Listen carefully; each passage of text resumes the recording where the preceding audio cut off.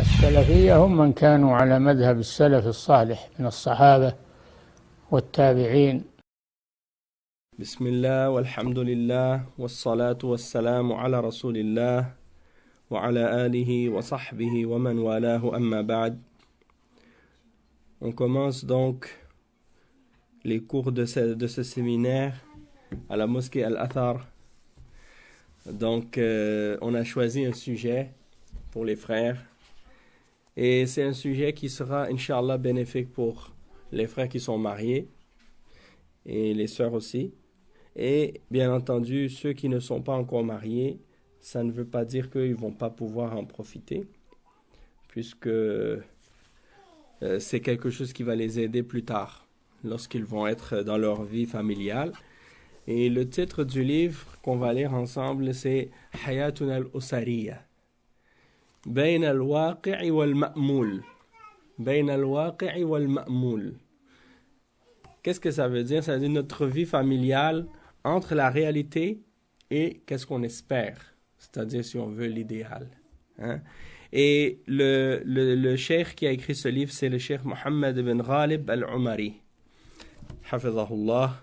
C'est un cheikh d'origine yéménite qui enseigne dans une université à Dubaï. Et il est venu nous visiter au Canada quelques fois, à Toronto. Ça fait deux années qu'il vient consécutivement. Puis j'ai eu l'occasion de le rencontrer dans ces deux visites. Et la dernière fois qu'il est venu, il m'a fait cadeau de ce livre. Donc quand j'ai vu le sujet, j'ai trouvé que c'était très intéressant. Et donc j'ai dit, Inch'Allah, je vais en profiter un jour pour essayer de faire partager les informations et les choses qui sont dans le livre avec mes frères. Donc, avant de commencer, qu'est-ce que je vais mentionner maintenant? Je vais faire l'introduction du livre et aussi, qu'est-ce que je vais faire? Je vais faire un peu comment je pourrais dire, la table des matières. La table des matières pour expliquer de quoi on va parler dans ce cours. Donc c'est ça. Le livre est divisé en différentes sections. Et il y a 4 grandes sections. La première, c'est sur la maison du prophète ou la maison prophétique. Hein, la maison du prophète, sallallahu alayhi wa sallam, c'est-à-dire comment le prophète sallallahu alayhi wa sallam était lui-même dans sa maison, avec sa famille, avec sa femme, avec ses enfants. Et c'était quoi son exemple et c'était quoi son comportement. Donc on va avoir un exemple pratique avec l'exemple du prophète sallallahu alayhi wa sallam. Et également, la deuxième partie c'est al-mashakil wal-hulul, c'est-à-dire les troubles, les problèmes et les solutions à ces problèmes. Et là, on va parler de ça, puis on va essayer de mentionner certains des exemples que le cheikh a mentionnés. Donc, dans la première section, il y a 15 points qui sont clarifiés, des exemples du prophète sallallahu alayhi wa sallam avec sa famille et comment il agissait avec sa famille. Et dans la deuxième section, la vie familiale, les problèmes et les solutions, il y en a 10. 10 causes qui sont mentionnées, des problèmes et leurs solutions. Donc, nous, on va s'arrêter là. Sinon, le livre, il a 2 autres chapitres ou 2 autres sections. L'autre section, c'est les droits des enfants dans l'islam et l'autre, c'est les droits des parents. Donc ça, peut-être qu'on pourra le garder pour une autre fois. Et on en parlera un peu plus en détail la prochaine fois, Inch'Allah. Donc pour ce séminaire, on va se concentrer sur les 2 premières parties. On commence. Il dit أما بعد فقد جعل الله عز وجل في الأسرة آية وبرهانا على كريم فضله إنعامه على عباده لما فيها من علاقة رحمة وتألف وأساسها الصحبة والتودد القائم على الأنس والمحبة بين الزوجين. وهذه الأسرة هي بمثابة مجتمع صغير أساسه وأصله الأب والأم يستقران فيه مع الأبناء ويسكنان إليه، فهو لهم محل سكن محفوف بالرحمة والتآلف، كما قال سبحانه وتعالى: ومن آياته أن خلق لكم من أنفسكم أزواجا لتسكنوا إليها وجعل بينكم مودة ورحمة إن في ذلك لآيات لقوم يتفكرون. Donc le cheikh il explique que Allah subhanahu wa ta'ala il a fait dans la famille un signe parmi les signes et une preuve qui indique la générosité de sa grâce et de ses bienfaits envers ses serviteurs. Et il y a dans cette relation familiale de la miséricorde, de l'affection, et à la base, il y a dedans l'accompagnement, le fait d'avoir un compagnon de vie, et il y a dedans l'amour, l'affection, et les relations qui existent entre le mari et sa femme, entre les époux. Et cette petite famille, la famille elle-même, elle représente une petite société. C'est-à-dire que la famille, c'est comme si c'était une petite société, une société à petite échelle. Et elle est fondée à la base d'un père et d'une mère. Donc la famille, ça commence comme ça, un père et une mère. Contrairement à certains aujourd'hui qui fondent des familles, qui veulent fonder des familles avec autre chose qu'un père et une mère. Soit avec deux pères ou soit avec deux mères. Ça, c'est pas correct. Ça n'existe pas dans l'islam. Et même que c'est impossible de fonder une famille de cette façon. Parce qu'on sait très bien que deux hommes ne peuvent pas avoir d'enfants naturellement, de même que deux femmes. Malheureusement, ça fait partie des absurdités de qu'est-ce qu'on entend dans cette société qui n'est pas fondée justement sur la guidance qui vient d'Allah subhanahu wa ta'ala, mais qui est fondée sur les passions et sur l'égarement. Nasallallahu al-afiyah. Donc, cette petite société à petite échelle, elle est fondée sur la vie d'un homme avec une femme, un père et une mère, qui sont installés, qui sont établis avec leurs enfants, les enfants qu'ils ont et qui vivent avec leurs parents. Et c'est le lieu ou l'endroit dans lequel on retrouve de la miséricorde et de l'affection. Comme Allah subhanahu wa ta'ala le mentionne dans Surat Ar-Rum, le verset 21, et parmi ses signes, c'est-à-dire parmi les signes d'Allah, il y a le fait qu'il a créé pour vous et de vous-même des épouses. Il a créé pour vous et de vous-même, c'est-à-dire pour vous les hommes, et de vous-même, c'est-à-dire lorsque Allah subhanahu wa ta'ala a créé Adam, à partir d'Adam, il a créé son épouse, Hawa. Donc elle fait partie de l'espèce humaine.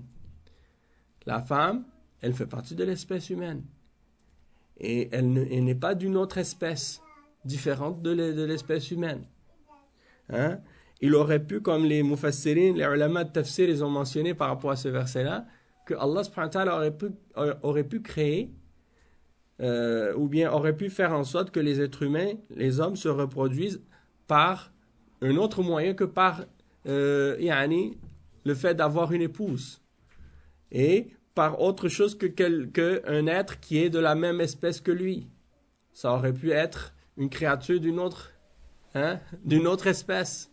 Mais il n'y aurait pas eu cette affection et cette attirance l'un envers l'autre. Allah subhanahu wa ta'ala, il a fait ça par sa sagesse. Il a créé pour nous et de nous-mêmes des épouses pour qu'on puisse vivre en tranquillité auprès d'elles. Et il a mis entre eux, c'est-à-dire entre l'homme et sa femme, l'amour et la miséricorde. Al-mawadda wal-rahma. Il y a certes en cela des signes pour les gens qui réfléchissent. Il y a certes en cela des signes pour les gens qui réfléchissent. Des fois, les gens, ils ont ce sentiment de miséricorde et d'amour lorsqu'ils se marient. Au tout début, ils réalisent ça. Puis, avec le temps qui passe, il commence à prendre cette bénédiction-là pour acquis et il cesse d'être reconnaissant envers les grâces d'Allah. Hein? Et par conséquent, il ne réalise plus à quel point Allah subhanahu wa ta'ala a mis la miséricorde entre eux, et puis ça devient quelque chose comme si ça devient quelque chose d'autre qu'une relation basée sur l'affection, sur l'amour et sur la miséricorde. Et ça, c'est quelque chose qu'il faut corriger.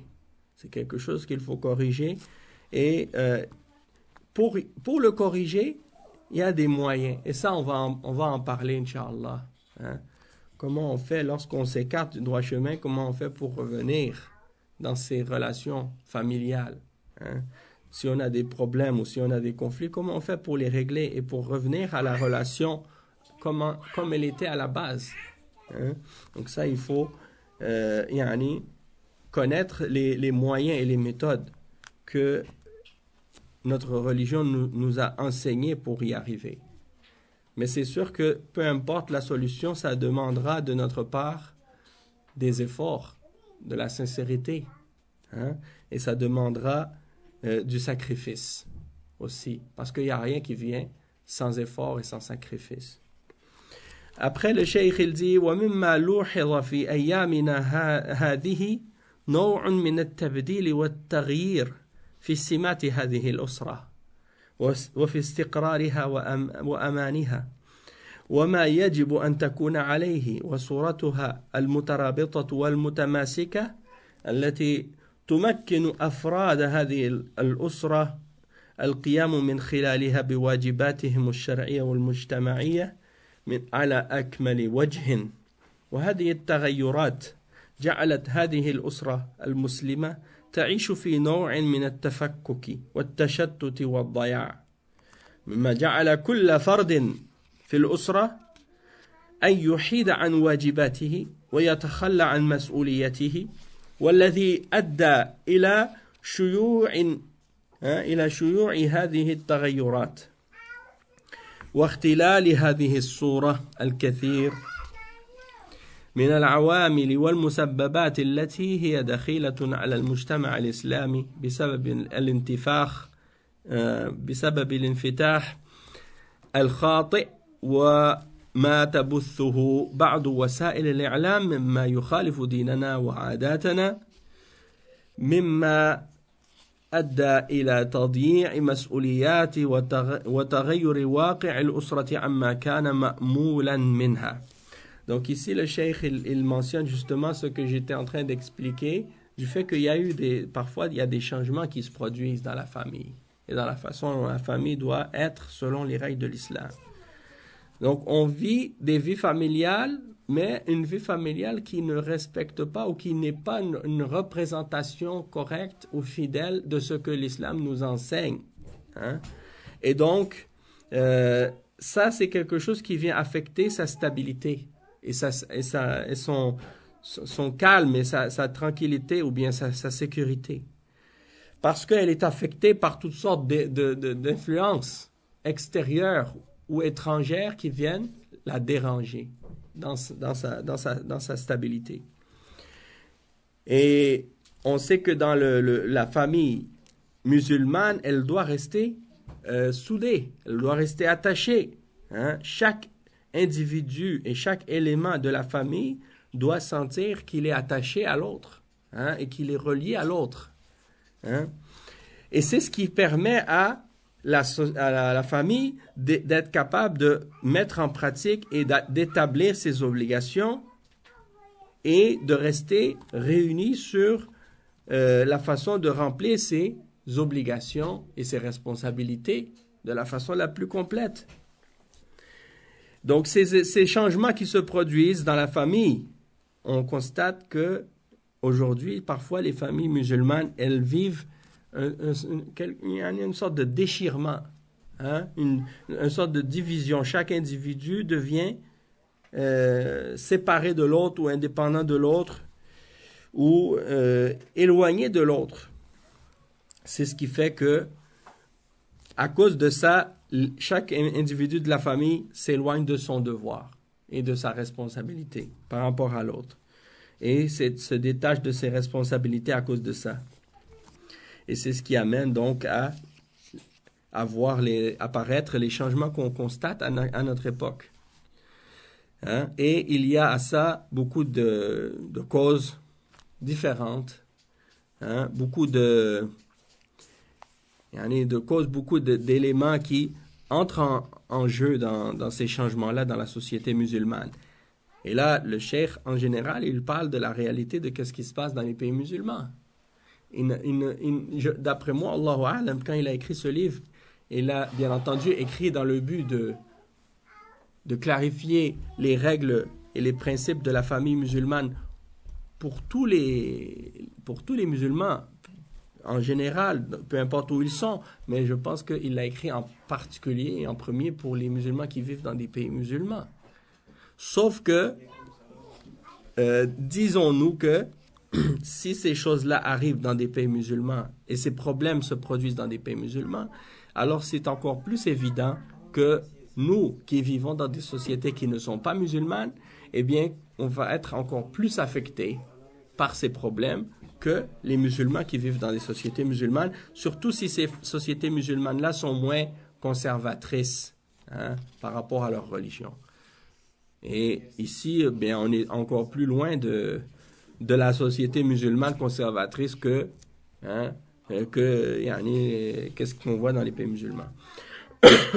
Parce qu'on est entouré par beaucoup d'exemples de déchirement et de destruction même de la famille, de la cellule familiale, comme on l'appelle. Hein? Qu'est-ce qu'on voit autour de nous, là? C'est pas un exemple de qu'est-ce que la société doit être, ni qu'est-ce que la famille doit être. C'est tout à fait le contraire. Quand on regarde autour de nous, qu'est-ce qu'on voit de la part des non-croyants, que ce soit des chrétiens ou des juifs ou des athées, c'est que pour eux, en grande partie, le mariage n'a pas d'importance. Hein? En grande partie, le mariage n'a pas... C'est-à-dire que pour eux, le mariage, c'est quelque chose qui n'est pas vraiment important et c'est pas une condition dans le but d'avoir une relation avec une autre personne du sexe opposé. Et c'est pas non plus une condition pour avoir des enfants non plus. Donc ça veut dire que pour eux, il n'y a pas grand respect de quoi que ce soit de ce qui est sacré. Hein? Donc le fait d'être entouré de gens qui ont cette mentalité, cette façon-là de vivre, c'est sûr que ça peut affecter certains d'entre nous qui ont une foi qui est peut-être plus faible, hein? Et qui se laissent pencher vers leurs désirs. Donc, il faut faire attention à ça. Mais par rapport à qu'est-ce qu'on constate, par exemple, de façon générale, pour les musulmans qui veulent rester accrochés à leur religion et qui pratiquent leur islam, eh bien, on voit que parfois, lorsqu'ils sont affectés par les problèmes qui touchent les familles musulmanes, eh bien, c'est parfois à cause de cette grande ouverture qu'on constate actuellement dans le monde, à cause des moyens de communication qui sont de plus en plus envahissants, hein, qui s'infiltrent dans nos vies et qui s'infiltrent dans nos maisons et qui s'infiltrent dans tous les différents détails des différentes parties de notre existence et qui essaient de nous influencer par toutes sortes de moyens et qui réussissent beaucoup, hein, malheureusement, à influencer beaucoup d'entre nous. Ce qui fait que quand on voit que ces médias ou qu'est-ce que les moyens de communication nous transmettent qui sont en contradiction avec notre religion, avec notre façon de vivre, eh bien, ça peut amener certains d'entre nous justement à perdre leurs repères, à perdre leur attachement à leur religion, à leurs valeurs familiales, à leurs principes. Et ce qui fait que la société, la vie sociale, la vie familiale s'éloigne de son idéal et de son objectif et de qu'est-ce qu'elle cherche à atteindre. Et le cheikh il dit وَلِهَذَا جَاءَتْ هَذِهِ الرِّسَالَةِ في محاولة لإلقاء الضوء على واقع حياتنا الأسرية وما هو المأمول أن تكون عليها ووسمت هذه الرسالة بحياتنا الأسرية بين الواقع والمأمول حاولت فيها بيان بعض الحلول والإرشادات النافعة في سبيل حماية الأسرة المسلمة وإرشادها إلى ما فيه صلاحها واستقرارها وفقا لما دلت عليه النصوص ووردت به الآثار من الله ومن الله التوفيق والسداد. Donc le cheikh dit, j'ai essayé de jeter un peu de lumière sur la réalité de notre famille actuellement, comment on vit dans la famille, la vie familiale, et de voir ce qui est notre idéal, ce à quoi on aspire à établir en tant que famille et en tant que société. Et il a écrit donc cette risale, ce livre, et qui s'intitule donc Notre vie familiale entre la réalité et l'idéal, ou qu'est-ce qui est ce à quoi on espère ou ce qu'on aspire d'atteindre. Et il dit, j'ai essayé d'expliquer dedans certaines solutions, certaines orientations bénéfiques dans le but de protéger la famille musulmane. Et ça, on en a besoin parce que c'est comme une terre ou un terrain ou une maison qu'on possède. On la laisse pas accessible. Notre maison, on va mettre une serrure dans la porte, on va mettre une clôture autour du terrain pour empêcher que n'importe qui puisse venir et faire qu'est-ce qu'il veut chez nous. Et notre famille, c'est la même chose, même si c'est pas quelque chose qui est physique, dans le sens que on parle de la famille dans ce qui a rapport avec l'idée de la famille. Eh bien, on doit la protéger, cette famille-là, aussi. Et il y a des moyens pour la protéger. Comment on fait dans cette société-là pour protéger notre famille, pour protéger nos enfants, pour protéger notre femme et tout? C'est important. Et donc, le livre, il parle de la relation entre l'homme et sa femme et les problèmes du mariage, mais il parle, comme je vous ai dit, il y a une autre section qui parle aussi des enfants et des parents. Donc ça, c'est une autre section, mais c'est aussi important également. Et on a besoin de savoir donc comment se protéger.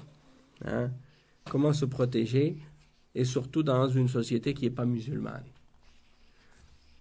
Il y a beaucoup de musulmans qui ont une bonne relation avec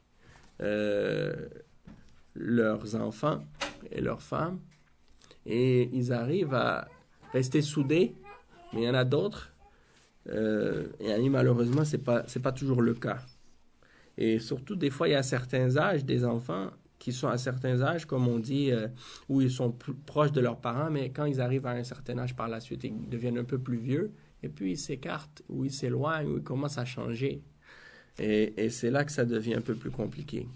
Donc, en tout cas, dans ce livre-là, il y a des orientations et des consignes pour aider justement à protéger notre famille et pour faire en sorte qu'elle puisse rester sur la réforme et sur le bien et rester droite et rester stable. Et il y a dedans beaucoup de textes du Coran et des versets de hadith et des paroles des ulama et des salaf pour essayer de nous orienter encore plus à savoir comment on doit faire en sorte de préserver notre famille. Et il dit, donc il résume dedans les 4 chapitres dont je vous ai parlé. Donc moi, qu'est-ce que je vais faire? Je vais vous lire qu'est-ce qu'il explique sur les 2 premiers, puisque c'est les 2 qu'on va expliquer aujourd'hui. Il dit وقد اخترت هذا الموضوع لجملة من الأسباب وأهمها ما يأتي. السبب الأول أن التأمل في سيرة الرسول صلى الله عليه وسلم فيه نوع من التقويم والتقييم لحياتنا وإصلاح لخلل والزلل الحاصل في أسرتنا في حياتنا الأسرية من خلال دراسة حياته الأسرية صلى الله عليه وسلم وتعامله مع أهله وأزواجه صلى الله عليه وسلم. Donc premièrement, il dit j'ai choisi ce sujet pour certaines causes ou certaines raisons. Et les plus importantes, c'est les suivantes. La première cause, il explique que quand on observe l'exemple de la vie du prophète Mohammed sallallahu alayhi wa sallam, on va remarquer qu'il y a dans sa façon de vivre et dans sa vie familiale, si on veut, comme un genre de référence pour nous. Hein? C'est sa vie à lui et sa façon de vivre avec sa famille, ça sert pour nous les musulmans de point de repère pour se mettre dans la balance.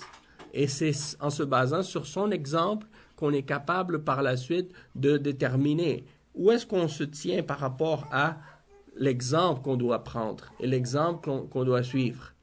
Hein? Donc, en regardant l'exemple de notre prophète, Mohammed sallallahu alayhi wa sallam, eh bien, on est capable de dire, bon, moi, j'ai beaucoup de choses à corriger, il faut que je change ça, il faut que je change ça. Hein? Le prophète sallallahu alayhi wa sallam, il faisait telle façon, de telle chose, donc moi, il y a beaucoup de choses que je ne fais pas, ou des choses que je fais et que je ne devrais pas faire. Donc, qu'est-ce qu'on doit améliorer, qu'est-ce qu'on doit changer? Hein, de la façon dont le prophète sallallahu alayhi wa sallam vivait avec ses épouses, comment il se comportait avec elles, comment il avait le meilleur comportement, et ainsi de suite. السبب الثاني أن هذه المواضيع فيها تذكرة للناس وتعليم للجاهل وتنبيه للغافل عن أمر من أهم الأمور وهو ما تنتظم فيه مسألة الحقوق والواجبات اللازمة على أفراد الأسرة وفيما يجب أن تكون عليه من صلاح وإصلاح واستقامة. La deuxième cause que le cheikh il mentionne ici, c'est que dans ces sujets de la famille et des responsabilités, des devoirs, et dans toutes ces questions-là, il y a un rappel pour la personne qui a oublié, hein, parce qu'on oublie tous. Peut-être que quelqu'un, il connaît ce sujet. Peut-être que quelqu'un a déjà étudié ce sujet.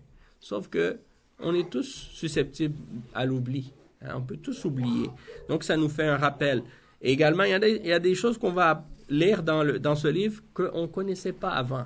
Donc, on était ignorant de ces choses-là. On va les apprendre. Hein? C'est des nouvelles choses pour nous. Et quelqu'un qui est insouciant ou indifférent, peut-être qu'il sait des choses, peut-être qu'il s'en rappelle, mais il est indifférent. Parce que des fois, ça peut nous arriver. Des fois, tu sais quelque chose, mais c'est comme si tu ne réalises pas à quel point c'est important. Hein? C'est comme si tu sais quelque chose, mais tu lui donnes pas toute l'importance qu'elle mérite, cette chose. Hein? Donc, le fait de porter l'attention sur certains points, ça va nous aider à réaliser justement que peut-être qu'on était un peu trop négligent ou qu'on n'a pas donné assez d'importance à certaines choses alors que cette chose-là méritait d'avoir un peu plus d'importance que ça. Et il dit ensuite,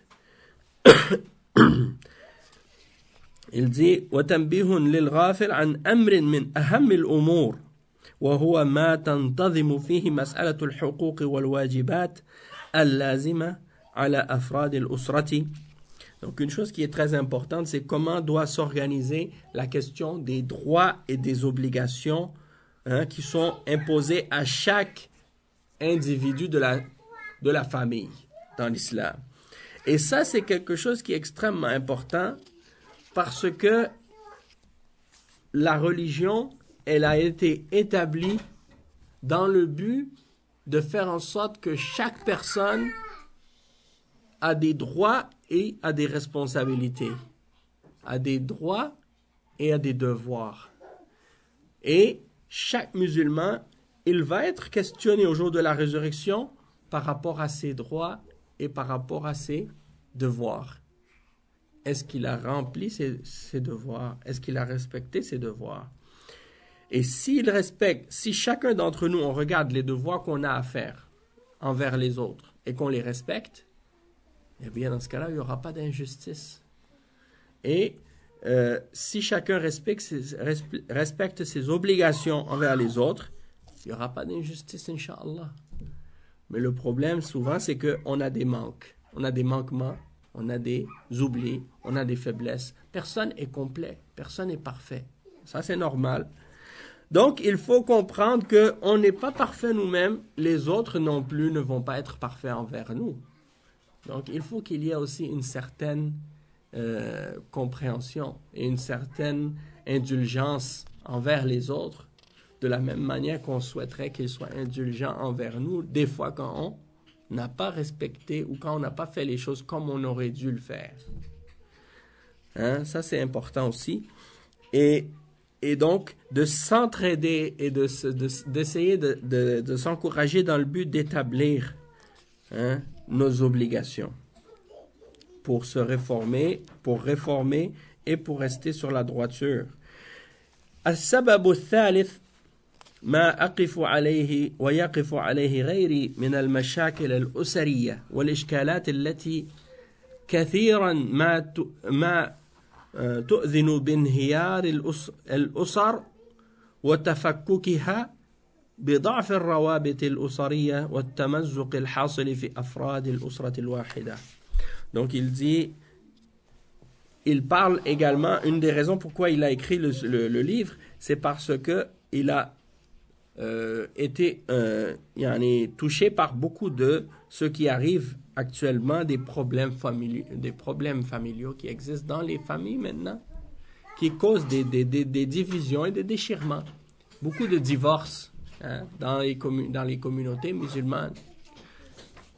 Et il y a toujours des histoires et des problèmes dans les mariages, dans la vie familiale.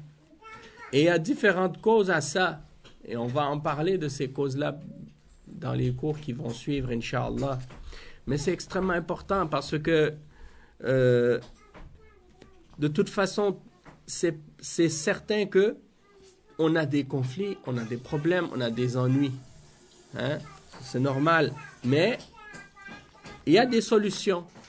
Pour chaque problème, il y a des solutions. Et donc, le cheikh, il va traiter ces problèmes et essayer de ramener les solutions, Inch'Allah, pour essayer de faire en sorte que les familles, justement, la famille ne soit pas déchirée et divisée. La quatrième, c'est la dernière. الرابع أن بعض التأليف المعاصر في هذا الموضوع والذي زعم معالجة هذا النوع من المشاكل قد نجح طرقا بعيدة عن الشرع وعن واقع مجتمعنا المسلم وما يليق به توسعا كثيرا حتى شمل أساليب بعيدة عن الشريعة وعن الواقعية واختلف كل مؤلف بحسب ماهية توجهات وأفكار كل كاتب فجاءت بعض الوصايا التي تحمل في طياتها أسباب التفكك بدلا من أن تكون سببا للصلاح والإصلاح والسداد. Ça aussi c'est un problème.